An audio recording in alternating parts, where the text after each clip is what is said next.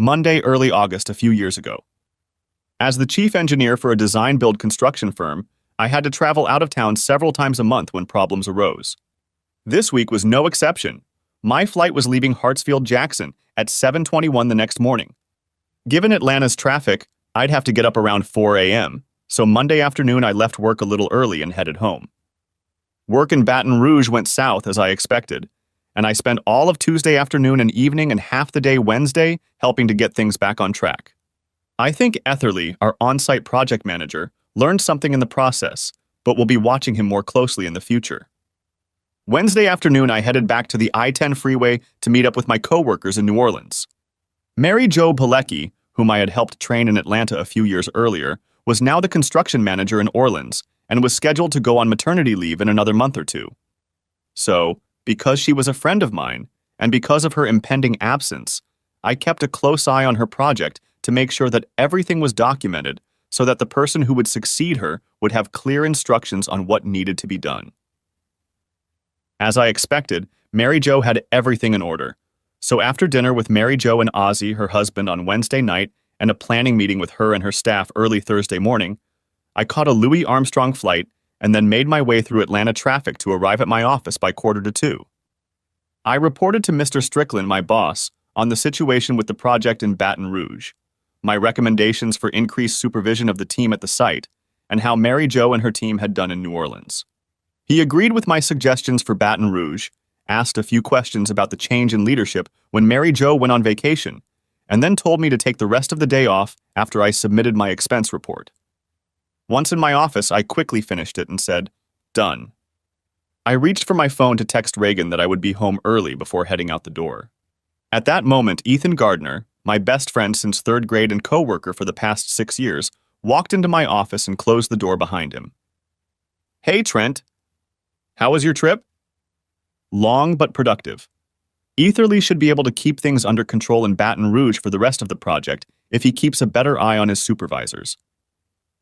But right now I'm tired and I've had enough, so even though I love you like a brother, Ethan, Mr. Strickland told me to get out of here." His face darkened at those words, and I laughingly explained, "No, he didn't fire me. It's just that I spent so many hours on a business trip helping them clean up the mess that Mr. S told me to take the day off to try to stay on the plus side of all you guys in accounting. So I'm going to run to the store, buy some flowers and a bottle of wine, and be in a good mood for her when Reagan gets home. Anything work-related can wait until tomorrow." To my surprise, Ethan raised his hand and said rather forcefully, "Trent, stop it. This isn't about work." "I'm sorry, buddy, but I really need to talk to you now. It's, well, about Reagan. She's..." "What? What's wrong with Reagan?" Fear pierced my heart. Something had happened to her, and no one could contact me because I was on the damn airplane. But why hadn't anyone called me since then? When I interrupted him, he stammered, "Trent, she's messing with you while you're traveling." Anger lit up my face as I looked at the guy I'd considered my best friend practically forever. Reagan told me that in college and the years that followed, she was a true free spirit, enjoying it always and everywhere. But when we got more serious and started talking about a life together, she put those days behind her, saw a therapist for a while, and decided to settle down and start a family. Even though she was with me, she still loved sex, a lot, but she had definitely put her free days behind her. That's not funny, Ethan. It's not funny in the slightest, and I don't appreciate it. I think you better get out of here and seriously consider our friendship before you walk into my office again. His face looked pained as he replied, "I know it's not funny, Trent, and I hate to tell you more than you might know, but I really think it's true. I found out about it from Jake Campbell, who found out about it from his friend Clay, who found out about it from his friend. Clay's friend was someone she was having fun with. From what she casually told him afterward, he wasn't the only one she was doing things with, which is why he didn't keep it a secret. It pissed him off that she was cheating on him. I knew it wasn't true, that it couldn't be true, and I was so furious that I was ready to rip Ethan's head off for falling for such a stupid joke. However, I knew my wife much better than Ethan did, and so my anger turned on those who spread such a lie and the nameless jerk who started it. Come to think of it, I wasn't giving Ethan a pass either. What's more, I was doubly angry that my supposedly best friend was helping them spread shit like this. "Ethan, I'm going to tell you this once. It's not true. Not one word of it. And if you ever, I mean ever, repeat a word of it, I'll beat the hell out of you. Now you'd better get out of here before I decide to do it anyway. Ethan was 6 feet tall and weighed 150 pounds, if not more. He had always been a skinny kid, a typical nerd, so he knew that I with my size could do it if I wanted to. The whole world seemed to rest on his shoulders as he looked at the ground and shook his head slowly. He looked up at me and I could see the pain in his eyes. Trent, I'm sorry. We've been best friends for a long time, so you know I would never want to hurt you, but I really think that by not telling you, you'll end up hurting a lot more. And buddy, you know that I know you well enough to know that you would react exactly like this. You've always had a temper, and how many times have I had to step in and calm you down to keep you from getting arrested or worse in high school? Trent, I wouldn't be telling you this if I didn't think it was true. I'm leaving, but, this way. You may not believe me, but here's the name of the investigator my cousin hired when he thought his wife was cheating on him.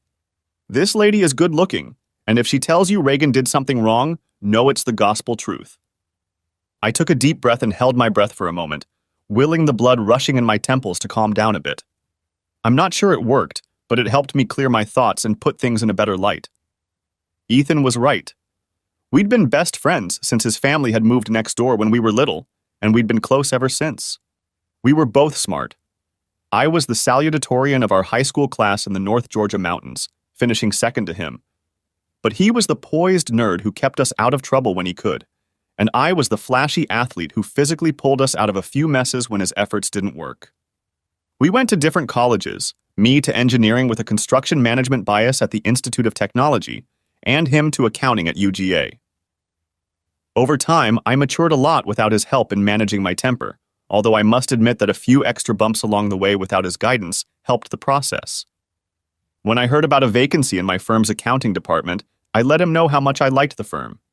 To my surprise, he applied and I put in a good word for him, so we've been working together for 6 years now, including all the time Reagan and I dated before getting married almost 5 years ago. Looking back, I realized that while I didn't think for a minute that his story was true, Ethan must have been led to believe it was true, and that he was telling me to protect me, not to intentionally hurt me. Exhaling slowly, I asked, "Your cousin's wife? Was she?" "Oh, yes. And Miss Hightower made inquiries about her." "And what happened to them?" Ethan grimaced. "He divorced her whore, but he still has to see her twice a week when they exchange children. He loves those kids and will do anything to protect them, and that's a damn good thing, because he hates her so much he'd probably have destroyed her by now and happily gone to death row otherwise. I'm so sorry, man." After answering the phone, he walked out of my office, closing the door behind him. I was left alone to mull over his crazy accusations and what he'd said about his cousin. I felt sorry for the guy who had a woman he loved and trusted who did this to him. However, not knowing the circumstances, I mostly sympathized with the kids. They didn't choose their parents and the mess they were born into. The reason was that Reagan and I were discussing the imminent expansion of our family. We wanted a boy and a girl if the genetic odds stacked in our favor, but were considering 3 children if our chromosomes matched in the first 2 tries. I sat at the table looking at the door for a couple minutes, trying to calm myself down before packing up and heading out. I drove home to my wife, trying to put everything Ethan had said out of my mind. Unfortunately, the seed he'd planted was festering, not wanting to be forgotten as I pulled onto the highway to head home. No, I didn't believe it, not for a minute. More than that, I absolutely refused to believe it, and it would all seem ridiculous to me if it wasn't so serious. As I drove north on I-75 to my exit, I thought about telling Reagan about this foolishness, but something stopped me. Although I was sure it wasn't true, there was no reason to make her angry that people, including Ethan, were telling such horrible lies about her. After a quick stop at the grocery store, I remained silent as Reagan threw herself into my arms as I entered the kitchen from the garage. "You're home early," I said. But it was no more than what I could say as our lips came together, and we tried to make up for missing each other since Tuesday morning. When we separated, she nodded. "I thought you'd be back early, so I worked late the last 2 nights so I could leave early today to greet you." "God, I missed you so much, Trent," she cooed. I smirked back at her, thinking about how beautiful she was, how funny she was, and what utter shit that idiot friend of Ethan's, or friend of a friend, or whatever. I knew for a fact that Reagan loved me and would never cheat on me. With that being said, I shook my head and put Ethan's stupid story out of my head. Ethan and I had been friends for so long that I realized he would never have told me everything the way he did if he didn't believe it himself. Reagan was soon asleep in bed, a satisfied smile on her face as she dozed off. I sat up in bed trying to read my book, but the words on the page refused to be picked up by my brain. My thoughts were preoccupied with my wife and the impossible story my best friend had told me. As much as Reagan loved me, the Monday before the trip, and today after I returned home, I knew that the messages he had received were fake and that I had to prove it to him or it would jeopardize our friendship even more than his supposed warning. I went to bed that night still trying to figure out what to do, but as I was driving to work Friday morning, it hit me. I would contact the private investigator Ethan had suggested. However, I wouldn't be calling her to make her prove that Reagan had cheated on me. No, without believing it, I would ask Miss Private Investigator to prove that Reagan had not cheated. Friday morning, I called Donna Hightower's office and agreed to the first available appointment on Monday afternoon. The office was in Midtown, so I left myself a little extra time and walked into the office about 10 minutes before 2. Before marrying Reagan, I had been well employed for several years and kept my large investment account in my own name, which allowed me to surprise her from time to time with gifts or trips without her knowledge. This time, I would use some of the funds to hire an investigator, so Reagan would never have to find out about the silly rumor when Miss Hightower proved it false. At 2 o'clock, I was summoned by a secretary and escorted to a conference room at the end of the hallway where a rather statuesque black woman dressed in strict black slacks, an expensive white blouse and a red scarf rose from behind a desk to greet me as soon as the girl closed the door behind me. Good afternoon, Mr. J. Rowe. Welcome to the Hightower Private Detective Service. I'm Donna Hightower. How can we help you? She was tall and very good-looking. Her grip was strong, and I guessed she'd kept herself in great shape since, according to her firm's website, she'd retired from the police force a few years ago. From her online bio, I figured she was in her mid-50s, though she seemed younger in person. She smiled warmly, but her eyes kept scrutinizing me, picking up on my body language as I suspected, as well as whether I was secretly wearing anything.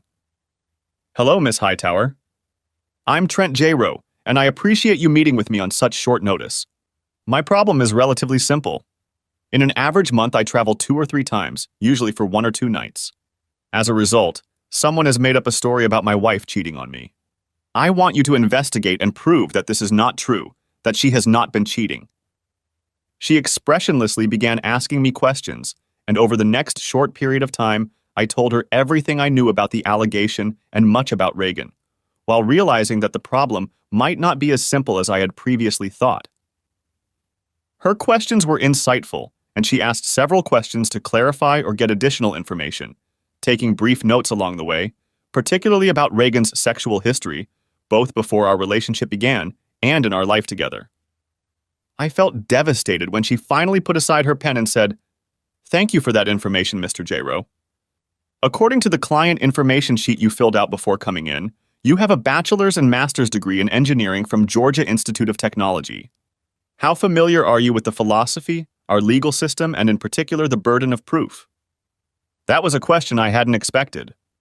I had an introductory philosophy course when I was an undergrad, and I've been a witness in a couple of court cases at my firm. But as far as the details and substance of your question, no, not very much. She nodded. You came to me with a specific request to prove that your wife was not having an affair. Mr. J. Rowe, that is what is called proving a negative. In some cases, you can prove that something did not happen. For example, a particular wine glass was never broken because it holds wine, and you can visually verify that it is in perfect condition with no cracks. That's easy, but what about a person? She seemed to think for a moment before continuing. Let's see. I can prove that I didn't go out of town and rob a bank yesterday because I have a positive alibi to prove that I was here in town all day. But what about one day last week? Last year? Or even 10 years ago? You see, Mr. J. Rowe, in most cases, there are no ironclad records for any significant period of time that can prove a negative. So let's apply that to your case. I can have one of my investigators observe your wife for a week or even a month and tell you with reasonable certainty that she did not have, or, as the case may be, had an affair during that time. but I cannot prove that she did not have an affair the day or week or perhaps several years before our investigation began. For that reason, proving a negative doesn't work in your case. So the cloud of this silly accusation really will hang over her head forever, I muttered, in the back of my mind already realizing that what Miss Hightower said was true. Perhaps, but if we watch her under the right circumstances and nothing happens, we can infer from her actions, which she will or will not take, that something is probably true. We will be able to say with certainty that she either did or did not walk away from you while being watched, and this will also allow us to find evidence of her past behaviors, if any. Most importantly, however, we will never be able to say with certainty that she never did. If that scenario works for you, Mr. Gyro, we'll be happy to take your case. If not, we wish you well and good luck finding an honest man who will do what you ask. Realizing where she was going with this, I hired Hightower's private investigation service and then spent another couple of hours with one of Miss Hightower's investigators, answering more questions, filling out a bio, and planning for those appropriate circumstances she was talking about. I had been working in the Atlanta office all week, so on Saturday night, after Reagan went to bed, my circuit breaker in the basement panel board tripped. I didn't notice anything Sunday morning, but by the time we got home from church and lunch with a few new members, the house was noticeably hotter. Reagan immediately complained, and I said I would go downstairs and check the circuit breaker. I flipped a few circuits that didn't make a difference, turned it off and on again, and then went back upstairs.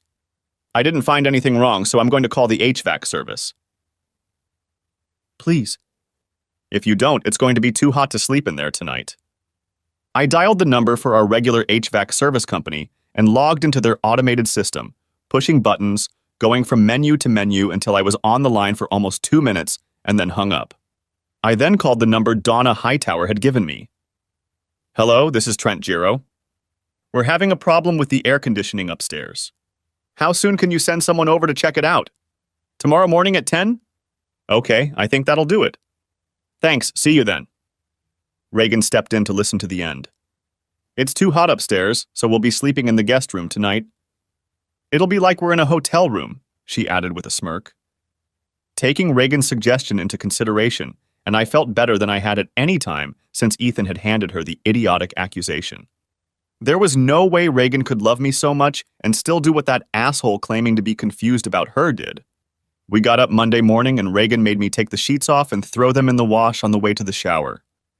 Monday morning, I worked from home and met with the HVAC guy, a subcontractor who is regularly engaged by Hightower's private investigative service, at 10 o'clock as planned. I showed him our house and he got to work while I went downstairs and turned on the light switch. An hour later, he was done. They are motion activated and stay on for 5 minutes after the motion ends. They have a fiber optic lens with a wide angle of view, so they can record anything you need with very little chance of being noticed unless someone has a special reason to look for them. These babies will capture everything, with quality good enough for legal purposes, but not good enough if you want to make any movies for your own or public consumption online. 3 in your bedroom, 1 in each of the other rooms, and 1 on the bathroom door. If anything happens within sight of any of them, we'll record it. After paying him for the installation and 2 weeks' rent, I thanked him and went to work. When I got home, it was chilly in the house, but it wasn't cold for me. Babe, there were some problems with the hotel job in Orlando, so I'll have to add it to this week's trip. I was already going to be in Tampa Tuesday night, but decided to visit Orlando as well. Loretta made arrangements with the airlines very quickly, so my flight from Orlando won't arrive until late Friday night. I'll try to change to an earlier flight if something is available, but Loretta said the chances of that are pretty slim. I'm really sorry. I'm really going to miss you, Reagan said, but let's try to catch up at least a little. Smirking, she took my hand and led me to the couch in the family room. I love you, Trent. I love you too, Reagan, I replied, meaning it. I smiled, realizing that there was nothing wrong with our marriage except some idiot who would never know what it was like to make love to my woman. The meetings in Tampa went well, and the follow-up issues in Orlando were easy. In fact, I usually handled them remotely, but my showing up on site helped keep our management team on track. Once everything was settled, I spent some time on site observing the quality of construction, making observations and pointing out problems and potential pitfalls to the assistant project manager who showed me around. He was young but bright, and I mentally noted that he would soon be ready for more responsibility. I could leave Thursday afternoon if I could find a flight, but I didn't bother trying. Reagan wasn't expecting me until Friday night, and I was going to give her every possible minute of that time to prove to Miss Hightower that she had ample opportunity, but she wouldn't cheat on me. So I worked in my hotel room until noon, and early Thursday evening I went to one of Orlando's famous gun ranges, where in addition to the usual pistols and rifles, machine guns can be rented for firing from 3 points within seconds. I limited myself to renting a couple of pistols and let the tourist dads, torn away from their kids and Disney or Universal scenes for a while, spend their hard-earned money feeding belching machine guns. Friday, I worked in a trailer at our construction site until it was time to head to the airport. The traffic on I-285 Friday night was probably as bad as downtown, and it wasn't much better on 75 either. I breathed a sigh of relief when I finally reached our exit, and was thrilled when I walked into the house and my loving wife threw herself into my arms. Seeing that I looked stressed, she brought me a beer and we snuggled together on the couch and talked for a while before she took me upstairs. On Saturday, Reagan went to the gym to work out, and I took care of the yard. Since I didn't have much time, after going inside to get a drink of water and watch the Braves game, I opened my laptop and checked my personal email account. To my relief, there was nothing there from the special address that Donna Hightower's investigator had given me.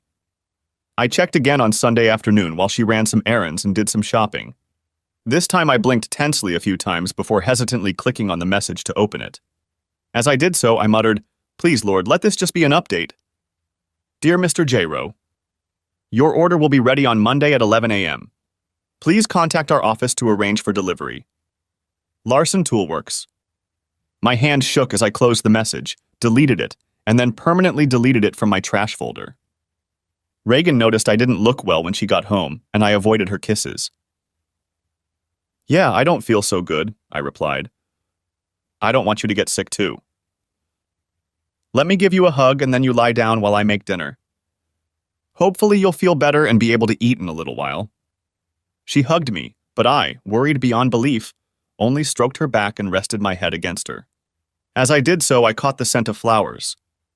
I didn't eat Sunday night, and I got up very early Monday morning. I thought about it while trying to sleep. The smell of flowers in her hair was not her usual shampoo, conditioner, or perfume. I didn't want to believe that something was going on, but the unusual odor and the ominous message made me question whether something could really be going on. After all, she'd been gone for so long, right?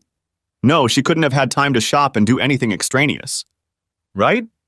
Yeah, it had to be one of those makeup bags that spray perfume samplers in the store. After confirming the appointment on Monday morning, I arrived at Miss Hightower's office just before 11 a.m. I was escorted into the same conference room as the first time, and as before, Miss Hightower greeted me. This time she waved toward a chair and said, "Mr. J-Rowe, we have concluded our investigation ahead of schedule, and I'm afraid I have some bad news." She slid the file folder toward me and leaned back in silence as I opened it. My world, always so orderly, crumbled around me as I skipped reading the report and went straight to the photos. There she was with a man in our bedroom. This was followed by another picture, but still in our bedroom. Wait! The guy in this picture doesn't look like the guy I see in the first one. Sorry. It's all in the report, but we documented her with 3 different guys in 4 encounters through Saturday, and yesterday afternoon we repeated the second encounter, this time at a private home. "What?" exclaimed I. The news and all the numbers stunned me. But she went shopping yesterday." Her look was serious. She nodded. "Mr. J-Rowe, Mrs. J-Rowe did some shopping on Saturday afternoon after her second meeting with lover number 2, and on Sunday she only went to the grocery store. You could have checked receipts or maybe a credit card if she didn't use cash." But she was going to the gym on Saturday," I whispered, still trying not to believe the evidence clearly laid out in front of me. Miss Hightower shook her head. "I'm sorry, Mr. J-Rowe. From the picture of her leaving the hotel with lover number 2, we believe she was doing gymnastics. But believe me, she was nowhere near a real gym." "How can that be?" I demanded, my anger finally overcoming disbelief. "Letting 3 different guys spend time with her in 1 week? And that doesn't mean I didn't take care of her before and after." Miss Hightower held up a hand to reassure me. "I'm not a psychiatrist, Mr. J-Rowe, just a damn good investigator and a pretty good judge of human character." Your wife seems a likely candidate for hypersexuality disorder, often called nymphomania in earlier years. She seems to be going way beyond the ordinary to do just that and cover up what she did so you wouldn't find out. Flowers, I sighed. The scent of flowers in her hair. She took a shower and washed her hair after seeing her boyfriend yesterday. Maybe, but judging by how long they were in there, most likely just washed it or sprayed it with something.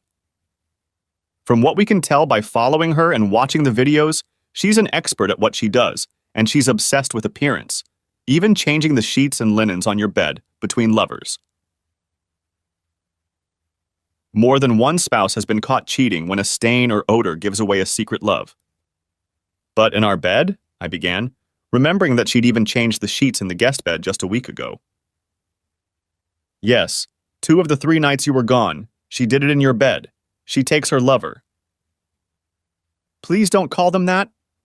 Cheating, adulterous assholes is what they are. She hummed slightly and nodded in response to my comment. At least one, yes.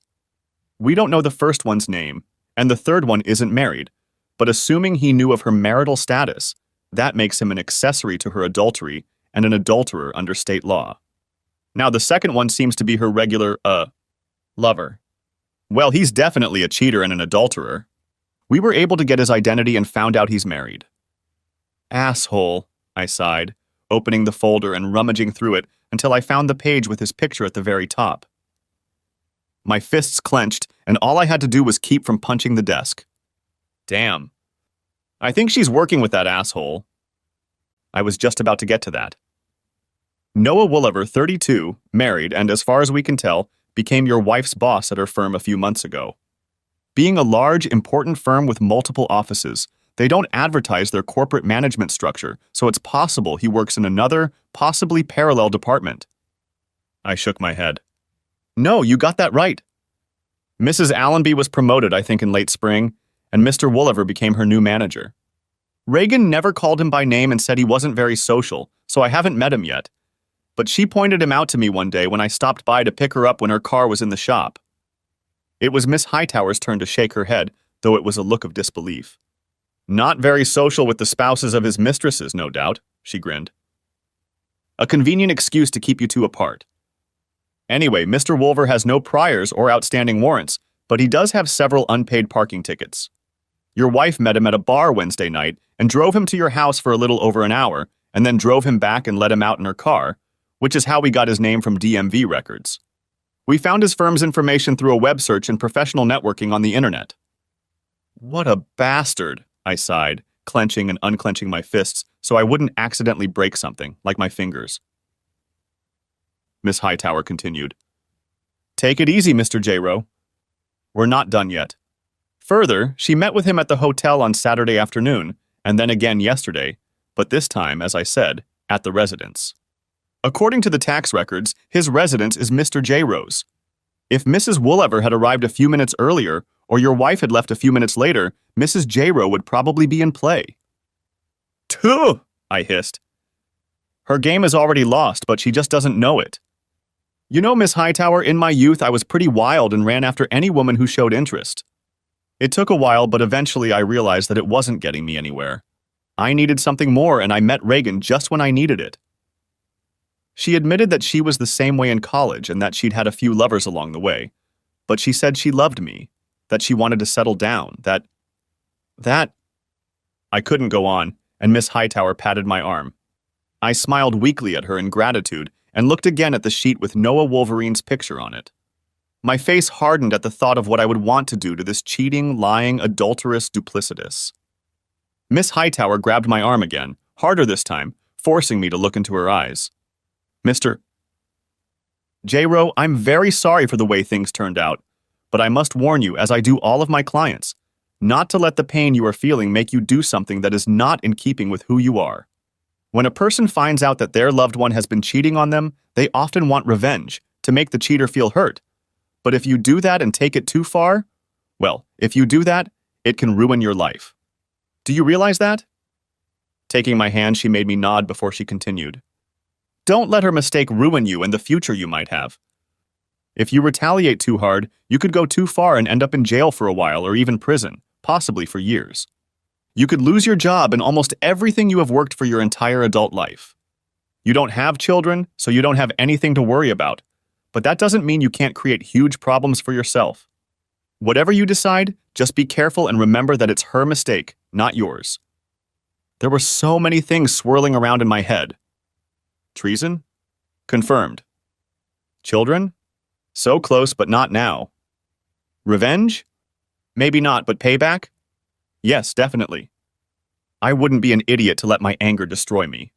I'd be careful to control my emotions, but in my carefully calibrated reaction, I'd be just as damn devious and cruel as she'd been deceiving me, no matter how long she'd been doing it. I knew I would never physically hurt her. I wasn't that kind of person, but make her suffer? Yes, I will. Carefully, I mean. But believe me, Miss Hightower, if that's the way my soon-to-be ex-wife wants it, any way she can get it, then that's the way it will be. I'll try not to go too far, but believe me, it'll be damn close, and she'll feel all the pain she's caused me. Every single one. Damn. Bit. Miss Hightower sighed, realizing she couldn't stop me, but she made one last attempt to subdue me. Okay, please be careful, Mr. J-Ro. Remember what you said and don't go too far. Going over the edge is a lot easier than you think. I don't want what you do to bite you or haunt you. As a divorce attorney, Miss Hightower recommended George C. Godwin. He agreed to meet with me after hours, and I spent the next 2 hours on a bench in Piedmont Park contemplating my escape and my revenge. Then I loaded up all my notes and went to see him. Mr. Godwin was an elderly black man, as it turned out, Miss Hightower's younger uncle, and was as short, burly, and jovial as she was tall, regal, and reserved, but he knew family law up and down. He also knew the Georgia legal system like the back of his hand, as he had practiced law for nearly 50 years. George acted very informal, insisting that we call each other by our first names, and chatted for a bit before getting into why I chose divorce over attempted reconciliation. When I showed him the folder of photos, he whistled longingly. I think that answers that question. Okay, what we're gonna need.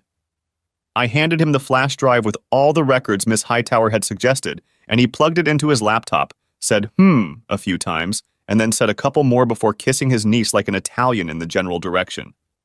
This girl really knows her stuff. Trent, everything looks finished, so I'll put it all together and let you know when we're ready to file. You can do it by next Monday? Oh, I can do it by then, but overtime will cost you. Do it, please. I then told him my plan, including an additional request. When I finished, his face expressed nothing. You have to be careful, Trent, very careful. I know you're angry and you have every right to be, but you're entering into a legal proceeding where you can't go too far as the judge will decide the case according to the law. But if you don't think looks and attitude play a role, I have a great bridge I can sell you across the big river that runs through downtown Atlanta. I forced myself to smile, knowing that there was no river, big or otherwise, in downtown Atlanta. I got home late Monday night. Citing fatigue and the need to rest after a minor ailment, I avoided Reagan. Still feigning signs of an illness that wasn't really there, I showered and brushed my teeth, trying to put all traces of that slut out of my mind.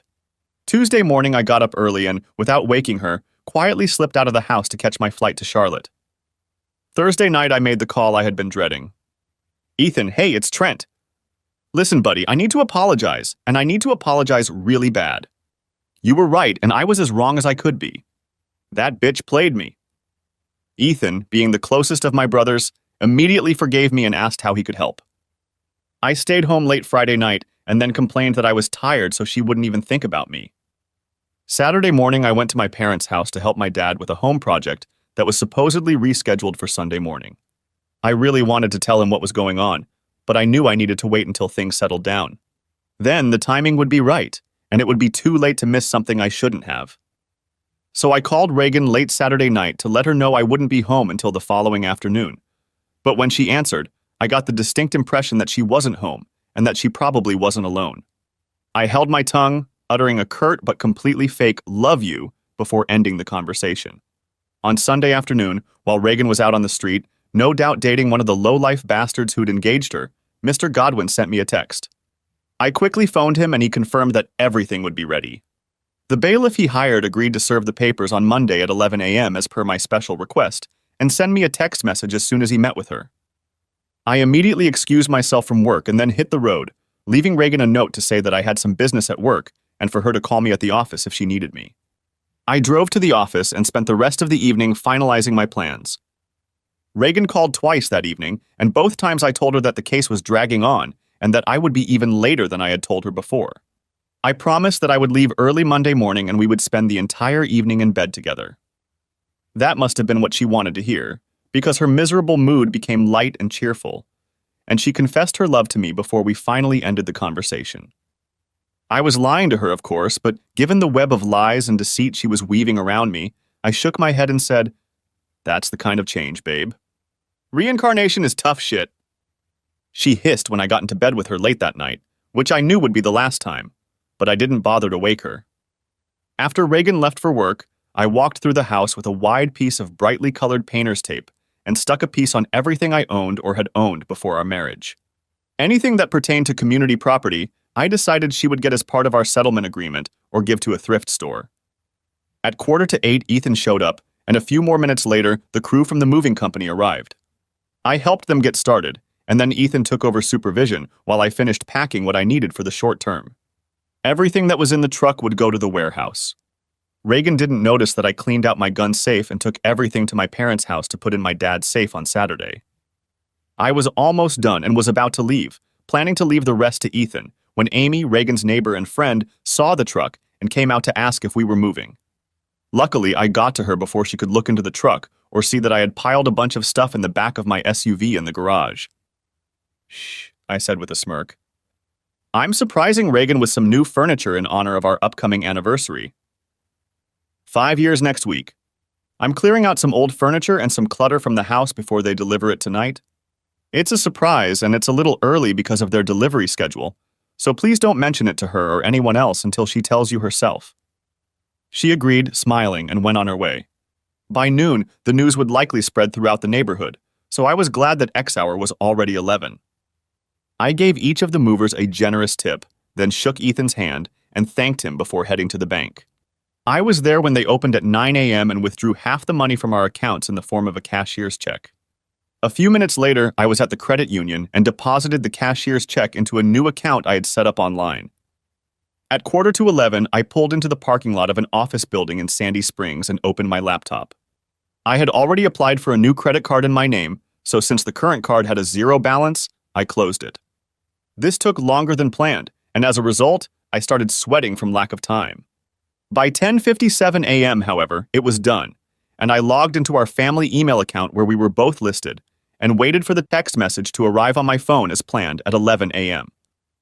Process server, just asked about her. A reply came back that she was on her way. Another text came a minute later. "She's in the lobby now?" Almost shaking with nerves, I uploaded the already prepared message to our email. I considered going to Reagan's work email and sending the version I'd written, and really wanted to send from there, since I knew her password. But Donna Hightower's warning about going too far and her uncle's confirmation that if I did what I wanted, I'd end up in very hot water with the judge, and maybe even in the pokey for a night, put an end to that idea. For now. The message went out to several of our friends and family. It reported that something had happened between us and that I had filed for divorce as a result. 3 photos were included in the file rather than attached, so they wouldn't be deleted from the message. Reagan and Noah's faces were visible in each of the photos. However, again heeding the warnings about not going too far, the photos were carefully cropped and blurred to hide any salacious details. But it was quite obvious what was going on and, judging by the timestamp, when.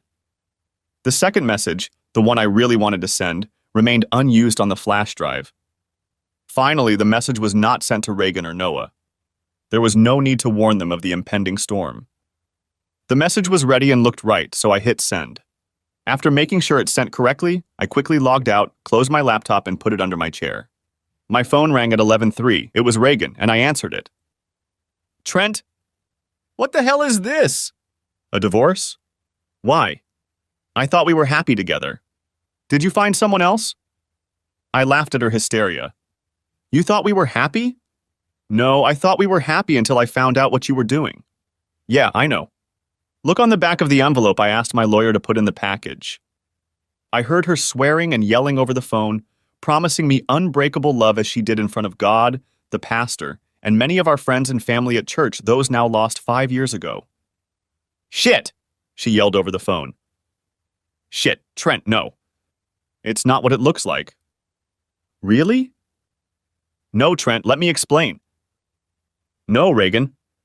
I don't think you have the time to adequately explain this. We're done here. My attorney's contact information is in this packet.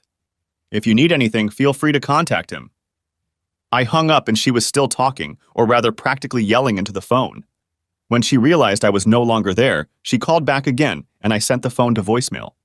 She left one message, seemingly a long one, and a few minutes later a text message from her came through. The voicemail message was all the same, denial and lies, so it was deleted, as was the message, and the 3 messages, and the next voicemail message that followed in quick succession. Not wanting to hear any more of her crocodile tears, listen to the lies, excuses, and apologies, and certainly not wanting to hear any more promises, since she had already violated the sacred that really mattered. I didn't listen to the new message or read the messages before deleting them. I then blocked Reagan's number. Immediately afterward, I dialed my father-in-law's number. Since Bob and Chessie were my friends as well as my in-laws, I didn't bother sending them a message. Hi, Bob, this is Trent. I hate to call you at work, but this is important, and I think you need to hear it firsthand, not second. And I'm going to do it now, not later, because the shit just hit the fan. I think I heard him gulp over the phone. What's going on, son? Bob, I'm sorry to have to tell you this, but because of Reagan's inability to honor her marital vows, I'm forced to end our marriage. Trent, no. I know my daughter's story, but it has changed. You can't take it seriously by holding something long ago over her. Bob, I would never do that, but she has relapsed, and a very serious one at that, and not too long ago. 2 weeks ago, when I was out of town, it was like she went crazy. I have the locations, dates, and times to prove it, as well as pictures and even video of some of it. It's been killing me since I found out, and I hate to tell you this, especially over the phone, but you should know that I'm not doing this because I want to, but because I can't trust her anymore, and I can't keep this up. So I'm going to end this right now. The papers were filed this morning, and she's already received them. No. I can't believe it. She promised me she was already past this stage. There was desperation in his voice, utter denial. She promised all of us, Bob, but apparently her promises weren't weighty enough for her to keep them. If she had stayed true to them and to me, I would have loved her forever. You know that. But now it is too late, and the love I had for her has faded, dried up and faded away. However, I still love you and your wife, and I don't want to hurt you, which is why I am telling you this directly and not by email. My soon-to-be ex-father-in-law expressed deep regret for what his daughter had done to us as a couple, as well as to his family and me as friends. With regret in his voice, we said goodbye. I quickly called Chessie, but the call went to voicemail. I suspected Bob had her phone on speed dial, so I left a short message. It was now 11:16 a.m., and I proceeded with the only part of my plan that I had any doubts about. If I did this part, I would hurt a stranger who probably didn't deserve it, but if I didn't, I might end up getting hurt even more. So I put on sunglasses, a baseball cap, and a lanyard with a laminated ID for a delivery company that to my knowledge doesn't exist, but with Ethan's phone number at the bottom. He knew to answer Sunshine Process Serving to all calls he didn't recognize between 11 and 11:30 a.m. He knew that all unfamiliar calls between 11 and 11:30 a.m. were to be answered by Sunshine Process Serving. I popped some gum in my mouth and walked into the building. At the security desk, I said, "Hi, TC. J-Row from Sunshine Couriers and Process Serving. I have a special package for Mrs. Melissa Woolever." The guard frowned. "Such packages should go to the receiving center on the lower level." "No, that's not what the courts say," I said, doing my best imitation of Chevy Chase from the old movie Fletch. "Special service requires a photo ID and a personal signature. It's usually best done quietly, but we can make a scene if you want, and I'll end up having to run all over town to track her down, which will end up getting her in even more trouble." "No, wait," the guard said. "What do you want?" "I go to her firm, meet her in the lobby, Idaho her, and get her signature. In 5 minutes, I'm out of here. No hassle, no fuss." He nodded slowly. "To go upstairs, you must have a visitor's pass." "I need to hold your ID while you have it. Got it, I agreed, handing him my driver's license. With some reluctance, he took it and handed me the pass. Come back at once. You'll get this back, he said, holding out my license, when you return the badge to my hand. Got it? I bowed my head to him and blew a small bubble, then turned and headed for the elevator.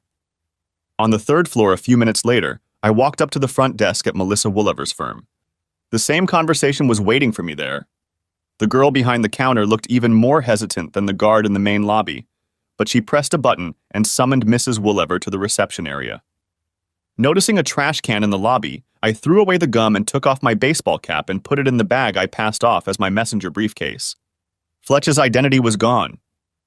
Melissa Woolliver was very pretty, in her late 20s or 30s, with tanned skin, dark brown hair, and dreamy brown eyes that made me think she had Hispanic blood in her ancestry. When she entered the firm's lobby, she had a concerned look on her face. When the receptionist pointed her out, Mrs. Woolliver looked at me and hesitated for a moment before heading in my direction. Joan said you had something for me to sign, she said hesitantly. No, I'm sorry, Mrs. Woolliver, I'm Trent Giroux. You don't really need to sign, but I have to give this to you since it concerns you. What is it? Mrs. Woolliver, I'm sorry to tell you this, but your husband was having an affair with my wife. My words were spoken in a whisper, and I held out to her a close, cropped photograph of them in bed together. In the envelope are documents that prove everything. Absolutely everything. Tears streamed down her cheeks and she shook her head in denial. It has to be a forgery. Noah promised me. It's not a forgery, Mrs. Woolliver. I paid good money to a detective agency to find out what was going on with my wife and asked them to prove she wasn't having an affair after rumors of it reached me. They proved the opposite, that she was having one. Enclosed in the envelope is a confirmation that everything you see here is real, unedited, and obtained legally with my permission. I have been assured by a private investigation firm and my attorney that all of this will be taken into consideration and brought to court if you choose to go that route. As of this morning, that's what I'm doing. But he promised, she whispered, brimming with tears. She leaned toward me, and I put my right arm around her and stroked her back. He said the first time was a mistake, that it was just a fever, and that it wouldn't happen again. We took steps to make sure it wouldn't happen, and now he's backing off and doing it again? Why? I don't know, Mrs. Woolver, but this time it didn't happen in a hunch. It was carefully planned, and it happened more than once. In the envelope, you will find documents of 3 meetings between them in 5 days.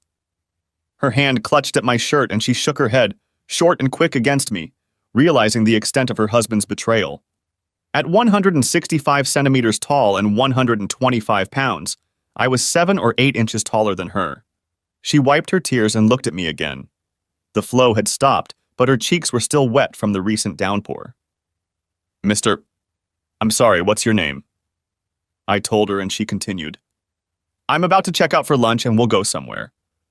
Afterward, I'll send a picture, just of me if you want to show him. Mrs. Woolliver, you are a beautiful woman, and I am honored by the invitation, even if it sounded more in anger than desire.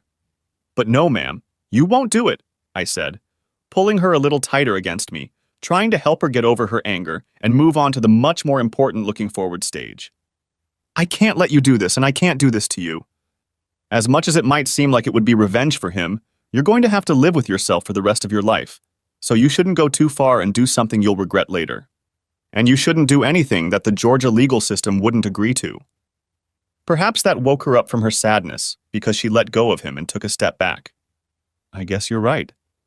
I gave him another chance, but this is the end, and this time we'll end up in court. I don't know how.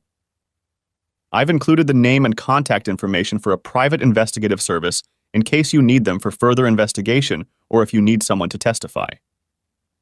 I've also included the name of the attorney they recommended. He seems like a nice guy and has been very responsive in handling my case so far.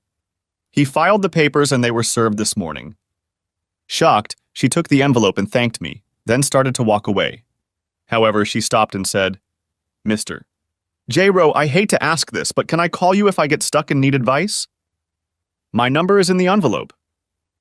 After visiting the testing lab that Donna Hightower had recommended, I sweated for the next few days while I managed the project in South Georgia. It was nice to be able to rest at the end of each long day, but the thought that I might have contracted something horrible or even potentially fatal made me even angrier at Reagan and the risks she'd taken for the sake of a few, or maybe many, cheap thrills. However, good fortune came my way at the end of the week when the lab informed me that I had no sexually transmitted diseases. I breathed a sigh of relief. At least that danger hadn't gotten me down. Reagan was still trying to reach me, leaving message after message on my voicemail at work and on my cell phone from other numbers. When I checked the messages, I deleted them as soon as I heard her voice, but she didn't take the hint. When I got back to the office Friday morning, I found there were more messages waiting for me, so I deleted them one by one and pulled out my phone's owner's manual to find how to block the number. After a few minutes, that problem was solved too, and I decided to visit my parents over the weekend. They were getting messages from Reagan too, and I decided to block her number there too. My mom was especially upset, especially since she knew that Reagan and I were ready to have kids. She even asked me to reconsider the divorce, saying that what Reagan had done couldn't be that bad. I shook my head in response and showed her one carefully cropped photo that showed the date. Tears ran down her face, but she nodded, finally realizing the truth despite her desire to deny it.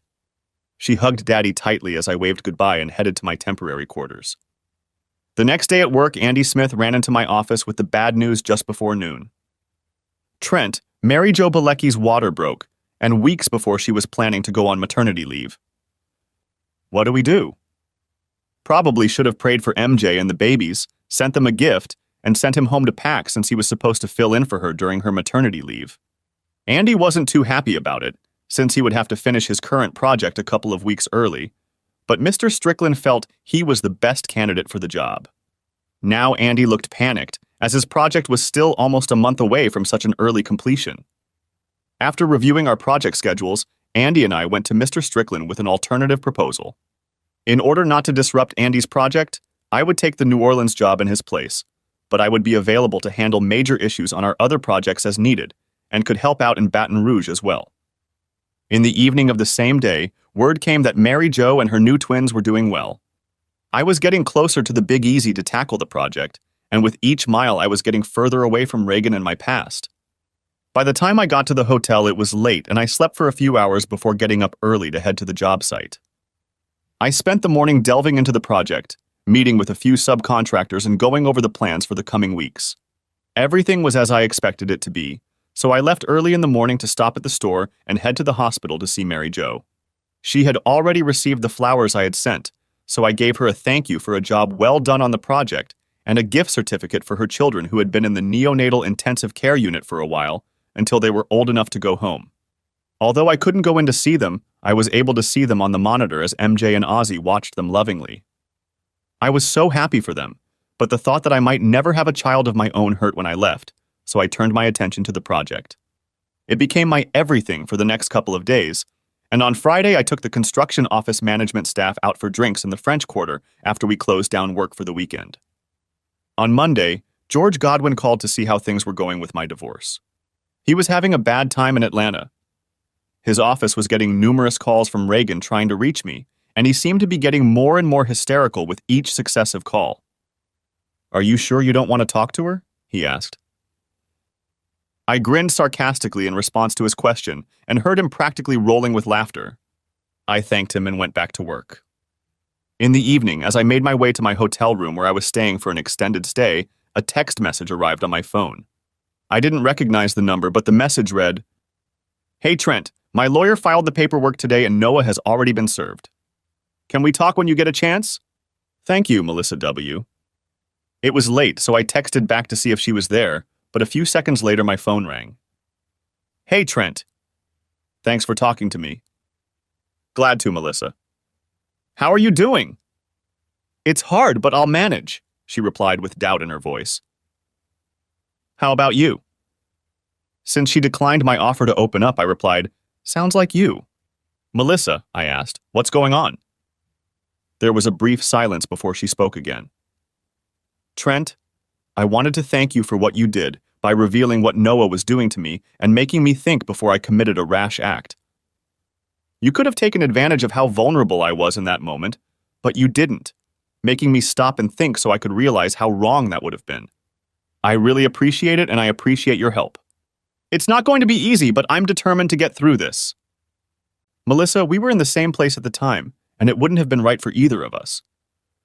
I'm better now, at least a little better, including being away from her, and I'm glad to hear, if not hope, at least determination in your voice.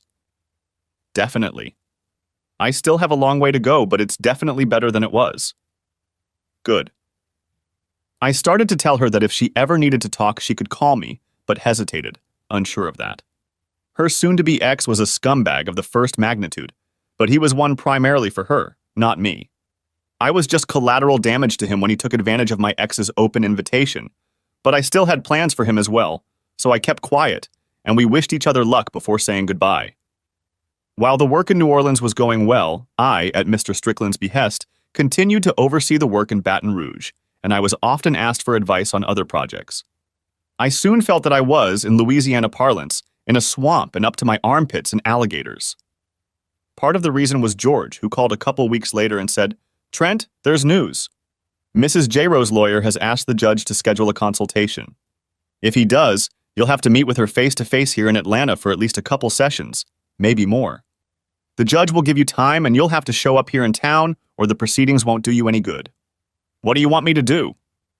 My blood boiled at the thought of them resorting to such tactics, but George had told me from the beginning that it was possible. When we applied, we provided minimal documentation of her infidelity. You said we could hold on to the rest as we wouldn't need them. Now we might need them. What happens if the judge sees that? We'll have to give them to her lawyer, but Judge Johnson might agree to cancel the request if he has no desire to see them. Then warn him first and do it. A week later, Reagan's request for counseling was denied, although, according to George, Judge Johnson hinted that she might seek counseling for her own sexual addiction problem. And that was one crocodile out of the swamp. For the next few months, while Reagan and her attorney fought George in the Georgia court, I kept a low profile, hoping Reagan hadn't hired someone to find me, or maybe take me out. Just in case, I had George redo my will and changed my life insurance policy to ensure she wouldn't get a dime if anything happened to me. However, once Mary Jo and Ozzy's children were released from the hospital, I visited them a couple times for dinner and even babysat one evening so the lovebirds could get out of the house for some peace and quiet. The twins were quiet for the first few minutes after their parents left. But then they realized something was going on and let me take them in with all four lungs. As much as I wanted children, afterward I prayed that if the Lord would allow me to have children, He would allow me to have them one at a time. To my surprise, I also heard from Melissa Woolever several times, who inquired how my cases were going and basically asked for strength and courage to go through my own without saying a word. Because of George's laws and divorce code, George's warnings, and my personal moral principles, I was careful not to cross a line that could be construed as romantic or potentially adulterous. When things got better for Melissa, she apparently no longer needed me, and her messages stopped coming. As Mary Jo's maternity leave came to an end, I had a realtor looking for a house to buy. Using funds from my pre-Reagan account for a down payment, I bought a house in Dunwoody a few weeks before MJ returned. After spending almost 3 months in an extended stay home at the company's expense, I was determined to feel more comfortable when I returned home and be able to get my belongings out of storage. The twins were doing well when Mary Jo's maternity leave ended, and she returned to work for the last few months of the project. After handing over the reins to her, I found myself going home with 3 regrets. The first was that since we currently had no other project in New Orleans, MJ would be leaving our firm to become a stay-at-home mom for a while. Ozzy, who had relatives in the area, had gotten an assistant professor position at Loyola, so this was not a surprise. However, MJ asked me to keep her in mind if we had another job in the New Orleans area in the near future, to which I readily agreed. Second, with my return to Atlanta, I was leaving my unofficial godchildren and what had become more frequent babysitting jobs for MJ and Ozzy. The little ones had gotten used to me visiting and caring for them sometimes on weekends so their parents could go somewhere else, and I knew I would miss seeing them grow up. Caring for them reminded me of being childless myself because of the hell Reagan condemned me to. Finally, Reagan was arguing with me over the details of the divorce, and the case was dragging on, although George Godwin assured me that Judge Johnson was as fed up with it as I was, and that the end of the case was near. So when I returned to Atlanta, I immediately moved into my new home and began unpacking and doing some work during my week of free time. I met a few new neighbors, including a nice divorced woman from a house a few doors down. Having my own house gave me more freedom, but I was still legally bound to this cheating whore, which meant I couldn't start dating again without fear of upsetting the legal proceedings. I thanked Noelle, the divorcee, for the plate of brownies, but politely declined when she suggested we meet for dinner sometime. Having been through the divorce system, I think she understood me. Ethan, who had been looking for Miss Right forever and knew nothing about the Georgia court system, didn't get it. "So, when are you going to go out again?" he asked one day at lunch shortly after I returned to Atlanta. "When the judge says my divorce is final and I can be sure that romantic endeavors and any entertainment that might lead to them won't contribute a single penny to the settlement with Reagan." "So long, huh? So how's that evil bitch doing?" he asked. "I don't know, and I'm not interested." "You know you still owe her." "A big one." I looked at my best friend and nodded. "I know. And she'll get it when the time comes. Every last bit of it." Judge Johnson had finally had enough of the stalling and wriggling out over Reagan. He demanded that we both be in the courtroom for the closing speeches and presentations in early April, with Reagan and her attorney on one side of the court and George and I on the other. I arrived a few minutes early and was waiting for George when I saw Reagan turn the corner, spot me, and head in my direction. "Trent, it wasn't supposed to be like this." "I know, Reagan, but you couldn't fulfill your part of our vows, so it's just the way it is." "You've been gone so much." "Bullshit. You knew how often I'd be gone when you agreed to marry me. The 3 times during our time together when I exceeded that amount, each time by a day, I used that time to more than make it up to you. Of course, I don't count the last trip to Tampa and Orlando for those 3 times, since you made up for it yourself with your boss and your other girlfriends while I was gone and after I returned." She looked angrier than I'd ever seen her, and tears were streaming down her face. "Trent, but I had needs." Reagan noticed several people watching us and asked, "Can we go somewhere and talk about this?" "No, I don't see the need for that. You see, we talked about all this before we agreed to get married, and you promised that your wandering was over, and you wanted to get married, settle down, and start a family. You got married, sure, but you failed at that or the rest. Why don't you just get over it and leave it at that?" That's what I did. Of course, if you can't, you can always find another therapist. Maybe this one will be luckier than that one. She wrinkled her nose at my words and practically recoiled when I pointed out her failures. There were more and more people looking in our direction, so I left her standing there in tears, wallowing in her frustration when I saw George heading in my direction. "Trent, please!" she called out, but George and I headed into the courtroom, ignoring the others. The judge demanded that we both be present when the documents were signed, probably so Reagan wouldn't drag out the process. He commented on the fact that this was the first time he was seeing us together, which led to Reagan's angry outburst, followed by a pitiful cry. Judge Johnson gagged her and then forced her to hear his ruling. When it was over, the gavel fell, ending that and our 5-year marriage. I shook George's hand and thanked him after Judge Johnson left the courtroom, but as I turned to leave, Reagan started begging, making her way toward me. As I continued walking, ignoring her, she began yelling at me, spewing anger and obscenities. Most people know not to do that in a courtroom, and I'm sure Reagan knew it too. But her anger took over.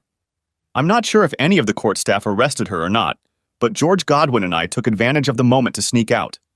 We had the conversation she wanted so badly, though it may not have gone the way she wanted it to, and that was enough for me. I didn't want to talk to her ever again. George did his best to ensure that. After her public display, George applied for a restraining order the next day, and Judge Johnson readily agreed. I couldn't have arranged it any better even if I had tried. With a restraining order, Reagan would stay away from me whether she wanted to or not. I almost hoped she wouldn't. A brief stay at the Iron Bar Inn might do her some good. But she was too smart for that, disappeared from my life and out of sight, so the following weekend I started dating again, setting up a postponed date with Noelle.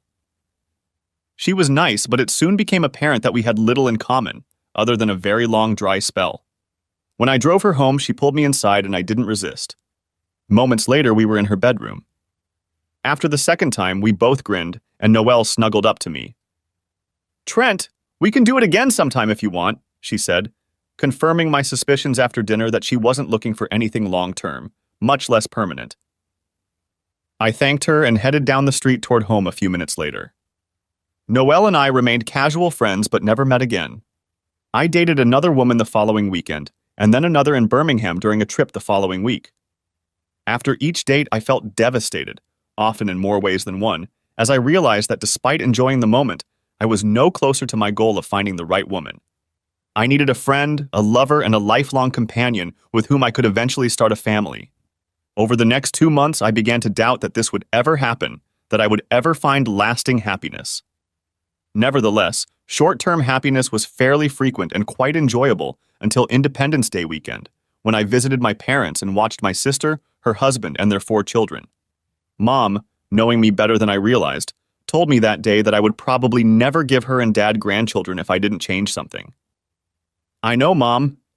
I bought a house and I'm fixing it up. Trent, a house isn't a home yet. A man and a good woman, not one of those sluts you've been dating, can if they work at it. Son, you need to find a good woman. I know that, Mom, and someday I will. I'll find her. Just give me time. She hummed. If we give you more time, your father and I will be dead by then and never meet our grandchildren. She was teasing, at least in part, but it still made me wonder. One evening in late July, I received a text message. Hi, Trent, it's Melissa Woolever. Can you talk sometime when you have a minute? Honestly, I was surprised to hear from her again after all this time. I finished cleaning the paint sprayer and sent her a quick reply asking her to call me when she could. A few minutes later, she called. Hey, Trent, thanks for agreeing to talk to me. No problem, Melissa. How are you doing? We haven't talked in a while, which is partly why I was hesitant to send a message tonight. I wasn't sure if, with everything that's happened, you'd want to talk to me again. I laughed. Unless you were actively involved in getting my ex-wife and your husband. Ex-husband, as of today, she interjected. Together, then I don't hold you responsible for what happened between them or the disaster they created, so I have no reason not to talk to you. Good, because I swear I had nothing to do with it. And I didn't think you did. So what's the matter? Well, it took longer than expected, but like I said, I'm finally free. I even have my maiden name again, Ortiz, and I wanted to thank you for your help. You opened my eyes to what the bastard was doing, provided me with evidence for free, so I didn't have to spend money I couldn't afford to get it, and then gave me advice on what I needed to do. I went to another lawyer, but you helped me a lot, Trent, and I'm very grateful. You're welcome, so don't think about it anymore, okay? It's hard, Trent, because you were my guiding light, my inspiration, if you will, when I was so low and so depressed. I don't know you well at all, but I like what you've done and what I've seen so far, so I'm going to take a chance and do something I've never done before. Won't you have dinner with me? It was a very nice dinner, but I spent the entire evening looking at her, thinking about how sweet and beautiful she was, and what kind of ex-husband the world's biggest idiot would have to be to dump her, instead of thinking about what we were eating. True, Reagan was just as beautiful and had her own special sexuality. But after learning about her secret dark side, the side that would betray the man she was supposed to love more than anyone else, her former rating of 11 dropped to negative numbers. At least in my eyes. You stare, she said with a smirk. Almost as much as I do. I grinned, nodding. It's fun to focus when you have someone so nice to focus on. She blushed and covered her mouth with her hand to hide how much she liked my compliment. You want to get out of here? And maybe come back to my house? I think I'd like that. She whispered, Please, Trent, take me home or somewhere. Now. I need it and I can't wait. A few minutes later, as we turned onto her street, she reached into her purse and pulled out her cell phone. Pull into the garage, she said. The door's open. That night, we didn't leave the bed except to get a drink of water and go to the bathroom to use the bathroom as needed. I was thankful it was a Saturday and I didn't have to go to work, because for all I knew, I could have stayed with her forever. She fell asleep after our morning date and I exhaled a sigh of relief and went to the bathroom. As I stepped out, the morning light streamed in through the open curtain on the window, and I got my first real look at her bedroom. Our clothes were strewn everywhere, making me smile at the memory of our need. I also smiled at the double bed, the only item I was familiar with, and her pile of pillows, somewhat diminished by all the ones that had been knocked to the floor. The TV was on a stand next to the chair. It was tilted so she could watch it in bed if she wanted to, but it was Melissa's dresser that caught my attention. There were several pictures on it, and I cast a quick glance at them before they made me stop. It probably wasn't very polite, but I looked at one of them and picked it up to take a closer look. "Trent, what are you doing?" Melissa asked from the bed. "Melissa? Who's the girl in these pictures?" "That's my daughter Ansley. She's 3 years old and she means the world to me." Her words surprised me, startled me even, and I said, "You never mentioned her." I didn't want to bring her into the Noah story, so I tried to protect her as best I could, but she turned out to be a major stumbling block in our divorce. That's why it took so long. Trent, I don't want you seeing each other until we decide we're serious, that there's really something between us. Where is she now? I tried to keep my voice steady, but I think it went up an octave. She's with him this weekend. Why? Is something wrong? I liked her a lot, but this was a surprise, a shock even, and what it meant, well, I wasn't sure. Melissa, I don't know. I like you, though. I really like you, I admitted, not wanting to procrastinate. Considering how long we've known each other, I like you a lot more than I should. But if there's one person in this world I don't love as much as my ex-wife, it's your ex-husband. 6 of one, half a dozen of the other. That's what my grandmother would have called this match. I've already told you that I really want kids, so you can imagine that I'd want to be involved in your daughter's life if things worked out. But let's think about this. If I show up to her soccer game or piano recital or cheerleading practice or school dance or whatever, who else is going to be there? Noah, she sighed, starting to realize what I was getting at. He's a lying, cheating asshole, but he loves her. Exactly. And every time I see him at one of these events, whatever it is, it'll be a reminder of what he did to my ex and what he helped do to my marriage. I will resent the hell out of him, and I think Ansley, though she won't understand, will realize that there is something between us, some tension. Eventually, she would start resenting me for it, Melissa, which would hurt any relationship I have with her, and in turn hurt our relationship, yours and mine. As much as it pains me to say it, I think it would eventually ruin everything we have. She sat up and almost in a whisper she said, realizing, "You're saying we have no future."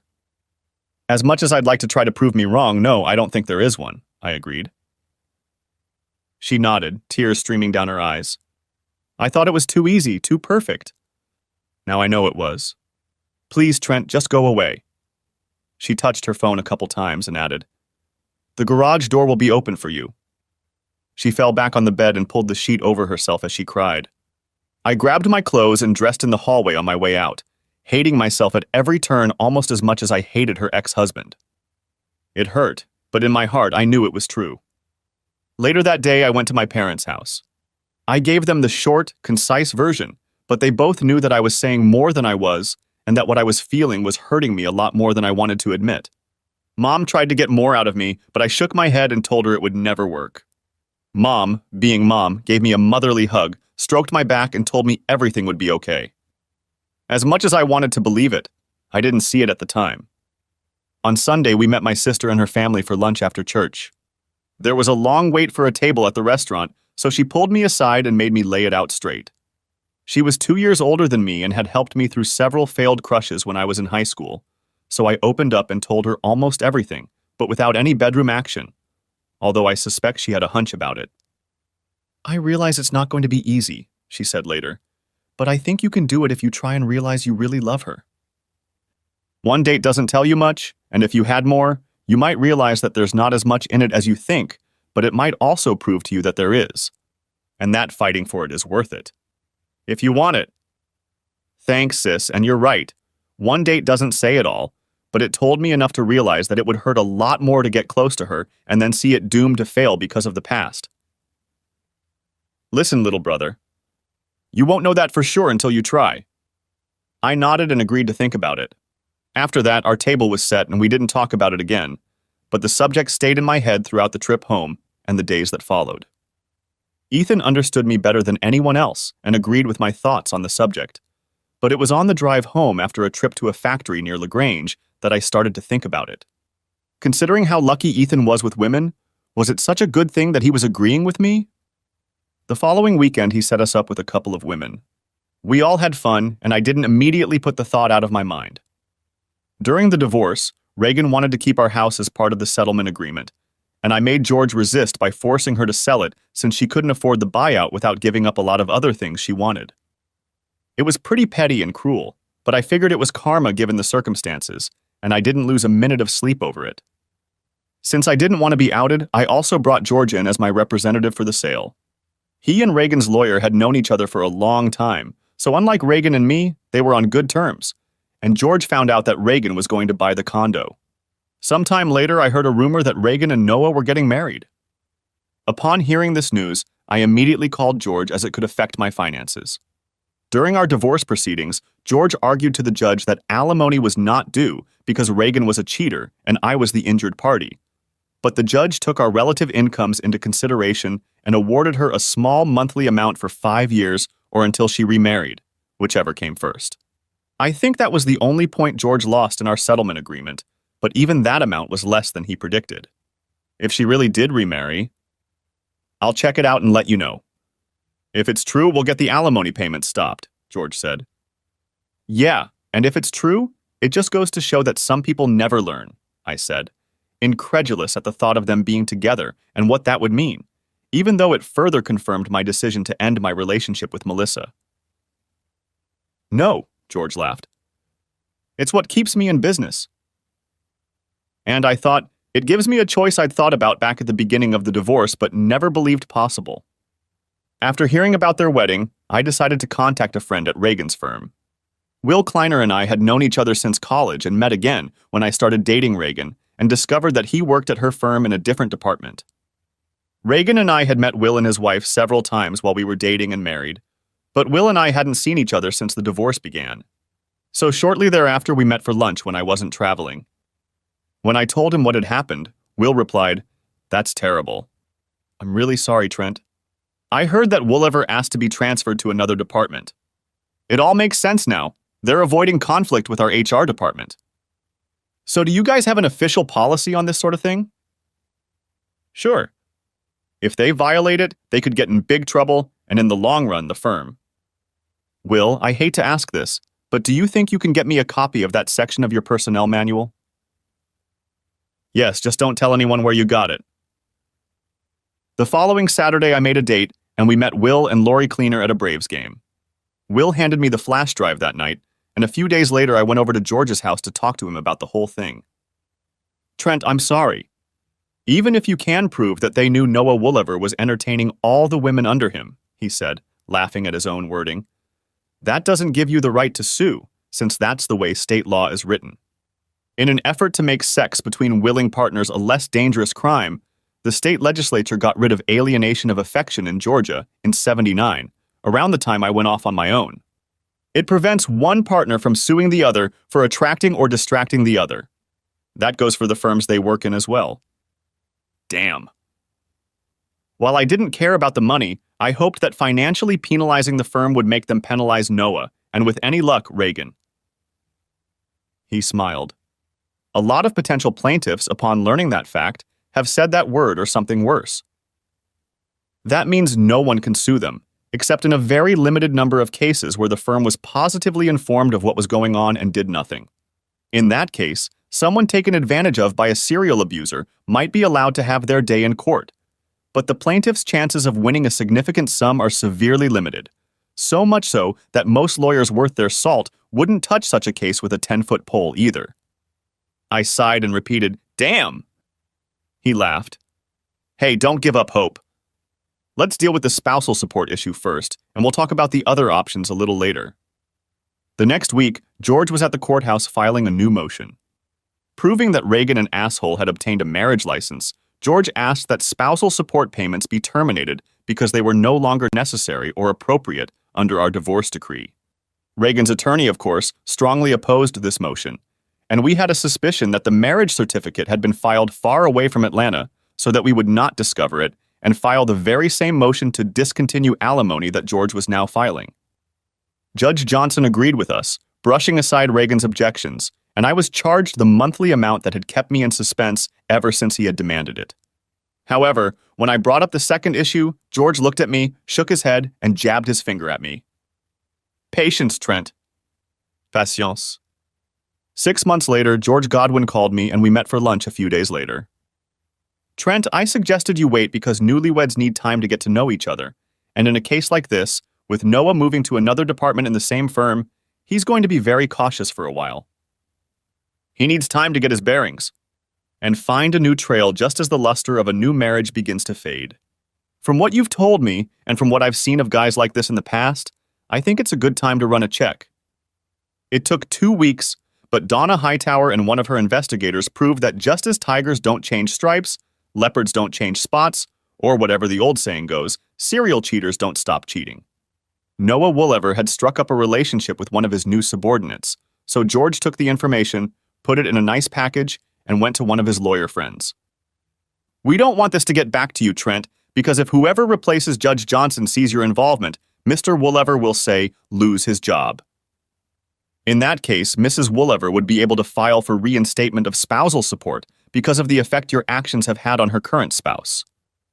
I don't know how she would know that because I certainly won't tell her, and if anything happens to Noah Zasrans, I suspect he won't tell her the real reason. George smirked, wiggling his finger in my direction. Sneaky, sneaky. And it's true. George's friend, a lawyer, delivered the package to Noah's firm. Through my friend Will, I learned that Noah had been escorted out by security that same day, and there were rumors that he wouldn't be welcomed back. They say Reagan cried when she found out, asking why, but no one would say. Take that, asshole, I said after the conversation ended. If I keep this up, I risk turning into a bitter old man. Grinning to myself, I realized that was a risk I was willing to take. Not wanting to link my name to this in case Reagan found out about it and took it to a judge to try to get spousal support reinstated, I sent the package anonymously that same day, and the next evening I got a call. Trent! Melissa Ortiz yelled. I know you probably never want to talk to me again, but I had to call to tell you. Noah called last night and said that he had been laid off from the firm, due to downsizing, he said, and that he was going to file for a reduction in child support because of it. I called a friend at the firm and learned that there were rumors at the firm that he had been laid off. And today I received an express package, an anonymous, mind you, express package, which probably explains everything and should allow the judge to keep my spousal support payments the same when Noah files his petition. Trent, I guess, knows who I have to thank for that. So to that person I say thank you. I chuckled. I think if you talk to the right person about it, they'd say you were very welcome if they were in a position to admit they did it. As for what was in the package, you might say that some people never learn. I'm assuming that Noah will sing the judge a sad song about his plight, and then when my lawyer gives the judge that information in response, I hope the judge throws those very words at him. For heaven's sake, he just got remarried. I wonder if he started fornicating so quickly when we got married. Melissa, don't think so. It's in the past, so keep it there. Just smile and enjoy life, okay? You deserve it. We said goodbye for what I suspected was the last time. At that, I smiled. For the first time in a long, long time, I felt free. I'd been through the ordeal, I'd survived, and while some might disagree, I'd returned as much hell and heartache as Reagan and Noah had put me through, going as far as I dared, but not too far. While she was probably cheating again too, I had helped Reagan end up in a much worse financial situation, in an apartment instead of a nice house, and with a dysfunctional husband who paid alimony and child support through the nose. In addition, I knew she was in a relationship in which her spouse cheated on her regularly, but didn't bother to tell her about it, just as she didn't tell me about what she did to me. I had tried to give her the best and make her happy, but now I suspected she had more worries than she could count. Yes, I had struck back at each of them, but I regretted nothing. Not one thing? Moreover, as I went over what had happened in my mind, I realized that I no longer called them those derogatory names that were ever present in my mind. Having received retribution, I no longer thought of them or cared what they might think. And that realization led to the biggest smile of all. But the smile was short-lived, because over the next few weeks I made another discovery, the hardest of all. As much as I thought I had leveled with Reagan and Noah, to my surprise, I discovered that they still had power over me. When I thought I might have a chance at happiness with Melissa, I gave up that chance because of the memories of what my ex and Melissa's ex did, the awkwardness they caused me, and I'm sure her. Since then, I'd been on a few dates and had sex with many women, But after the raucous orgasm faded, I realized more and more clearly that I didn't care about any of it. Melissa, I finally realized, was still in the back of my mind, present in it as much as thoughts of Reagan and Noah. Even though I'd struck back and gotten my pound of flesh, I still wasn't free of them as long as I cared what they might think about anything. Not until I could look at them and laugh and say, "Look what you gave up and what I might get as a result. Thank you for being so stupid, then I will truly be free." At that moment, it all became clear to me and I realized exactly what I wanted to do. Picking up the phone, I looked through the recent calls and found the number she'd called from the day she'd gotten the file with Noah's latest adventures. I pressed the number to call back and hoped she would pick up. Moments later, she answered. "Hi, Melissa. This is Trent J-Rowe. Can we talk?" "Trent, recently you helped me again when you didn't have to." "I'm listening."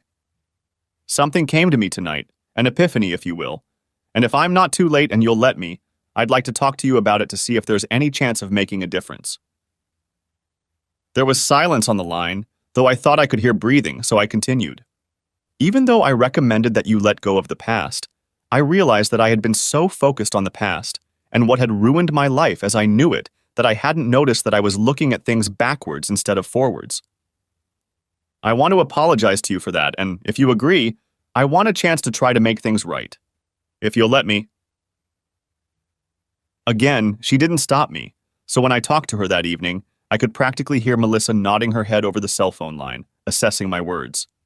To my relief, she wasn't dating anyone new, and to my surprise, she agreed to let us start over to see how things went, and if we could eventually become as compatible as we had been that first wonderful night. We went on another first date the following weekend with good and firmly stated intentions of not rushing things, but sometimes things have their own ideas. She invited me in as I walked her to the front door. She took the glasses and I poured the wine, after which we sat down on the couch and talked until 11. A few minutes later, I was already carrying her upstairs and gently sitting her down by the bed. After that, we lay there but didn't say a word. It was too soon, considering it was only our second first date. But in my heart, I hoped it would work out, and from the way she looked at me, I thought she might feel the same way. Although we encountered some difficulties in the months that followed, it turned out that we agreed with each other on far more important things than we had realized, and that many little things don't matter when two people love each other enough. Although I thought so after our second casual date, I liked her more and more with each meeting, and eventually I admitted to myself that it really was much more than like, almost from the start. Melissa came to the same conclusion, and we began to plan and collaborate so that we could have a future together. We both wanted that, so we got married a little over a year after we decided to try again. When the time came, little Ansley became our flower girl, and Melissa and I said "I do" to each other and really meant it. As I suspected, we've run into Noah a few times since then, but it didn't quite go the way I initially feared. The first time we were close was when he started to make a snide remark to me about taking seconds, but I cut him off. In barely a whisper, so that only Noah could hear, I said, "Noah, thank you so much for taking Reagan, the cheating whore, off my hands. If you think she'll be more loyal to you than to me, you're even stupider than I think you are. And thank you for making it possible for me to be with Melissa, the real woman you weren't smart enough to be faithful to, and do everything in your power to keep her. Believe me, I got the best part of the deal." He nearly choked and clenched his fists in anger before realizing I could have torn him apart if he had hit me. Recovering in time to save Ansley and myself from severe pain, he turned and went to his young daughter. He took her in his arms and kissed her, whispering something to her before putting her back down and saying goodnight to Melissa. A few months later, he told her that he was in the process of divorcing Reagan and finally realized that what I had said was true. When he started to suggest something, she abruptly interrupted him. "Too bad you didn't realize it until after it was too late, Noah. Don't ever mention it again." In all the time we've been dating, Noah has never once said a word to me about it, but I still see a note of regret in his eyes when he sees us together. And I always smile. Present tense. Ansley is 6 years old now, and now she's at Grandma and Grandpa Ortiz's house, and I'm holding Melissa's hand while she squeezes mine like there's no tomorrow. When the doctor gives the order, Melissa makes one last push. Finally, she leans back and I kiss her sweat-drenched forehead as the doctor and nurse work a little farther away from the delivery bed. After a minute, the midwife looks at us and says, smiling, Mr. And Mrs. J-Ro, congratulations. I know you didn't choose to find out beforehand, so let me be the first to tell you that you have a beautiful baby boy. And that's when I realized that all the trials and tribulations I had endured were worth it. And I realized that no matter how hard it was, I wouldn't change a thing. The end. Thanks for watching. I hope you enjoyed it. So subscribe to my channel and watch the next video.